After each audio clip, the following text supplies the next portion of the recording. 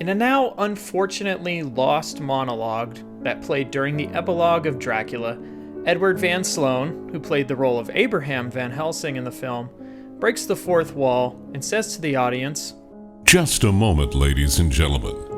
A word before you go. We hope the memories of Dracula and Renfield won't give you bad dreams. So, just a word of assurance.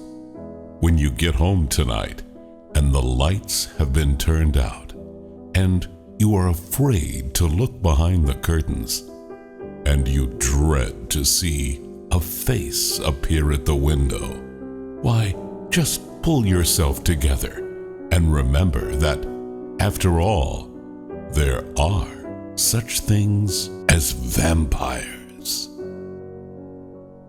I have a deep love for the Universal horror films. By modern standards, they aren't particularly amazing or engaging films, but they are certainly important and iconic.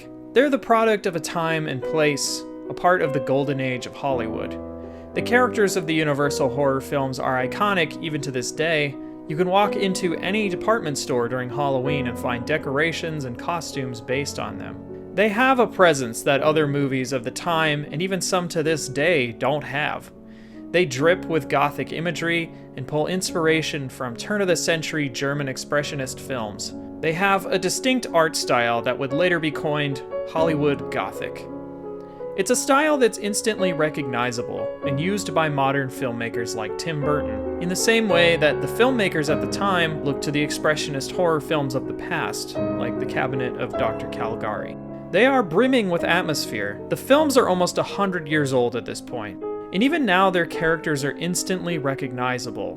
Their crumbling castles brimming with fog and distant footsteps. Their graveyards echoing with the laughter of mad scientists stepping on the toes of God. To a modern audience, these movies aren't really scary. They're more fantastical, ethereal, dreamlike. Something that I think Universal's recent attempts at the dark universe misunderstood. These movies don't take place in a real time or place. They exist in a strange European land that combined the aesthetic and customs of German, French, English, and Eastern European countries.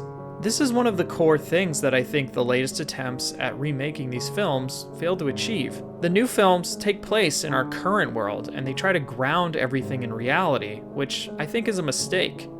These aren't so much horror movies as they are fables, fantasies, folklore of an early 20th century America and the immigrants who built it. They exist in a time and place that never existed, except in the minds of the filmmakers. In the commentary track for The Bride of Frankenstein, film preservationist Scott McQueen asks, "In what period and place is this story occurring? Post-Tesla generators, telephonic electrical devices, and 1930s Marcelled hairstyles will coexist with the peasantry by Bruegel.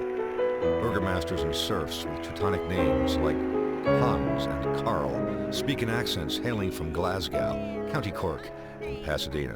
The English-born whale has created a Goldstadt that is really a British Never Never Land." The films also have a unique place in Hollywood history.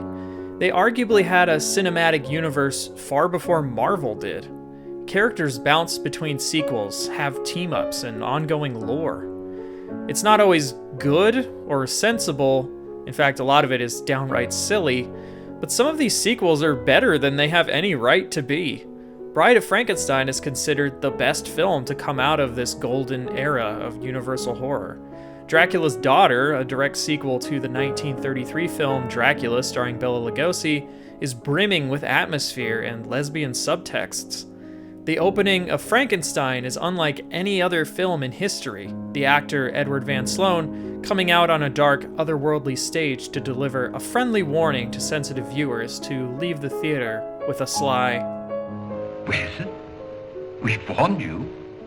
a practice he would repeat one other time at the end of Dracula when he would declare that there are such things as vampires. One last scare for an audience that had to go home to their dark and empty houses. These movies aren't for everyone. They're slow, they're quiet, they're old, but they have a lasting impact on film. They're iconic, atmospheric. Or as Bela Lugosi said in the Tim Burton film Ed Wood, The old ones were much spookier. They had castles, full moons. They were mythic. They had a poetry to them. Yes. And you know what else? The women prefer the traditional monsters. these films have an almost magical quality. I love escaping to their dark corridors and foggy graveyards, to spend time with the monsters of the old world, to escape into a beautiful, dark, and comfortable place. To a new world of gods and monsters.